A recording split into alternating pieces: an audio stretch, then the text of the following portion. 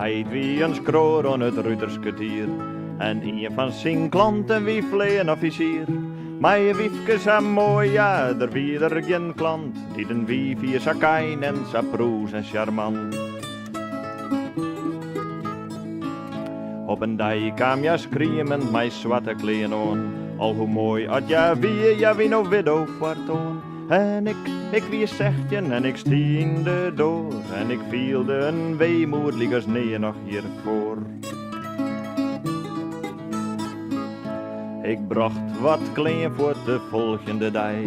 Maar een wondere kreeft, die luts mij door mij. Naar het huis dat de widow, stil van verdriet.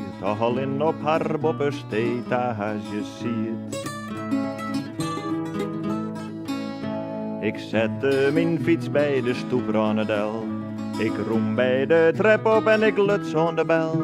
Ik wie enkelt maar van doel, deze eense mevrouw. Uit mijn hette condoleren mij haar rouw. Ja, kwam onderdoor, sa bleek en sa teer. En al wat ik zei ze woord, dat wist ik net meer. Ja, liet mij erin wat vernuver en oerstuur. En daar stie de kiste, mij de vlagen de roer. Wij stien een skoft op dat wondere plak. En ik vielde mij al heel net meer op mijn gemak. Wij gingen dus zitten, want ja voel haast flauw. En ik dacht nog, hoe kom ik die treppen weer au? Zo zitten wij op het bed en ik stinde wat dreig. Want van de alterage ziet haar rok wit hoe heeg. Ik zei nog, het is een slim geval, maar jo man. Maar wat ik zei, ja vernaam er niet van.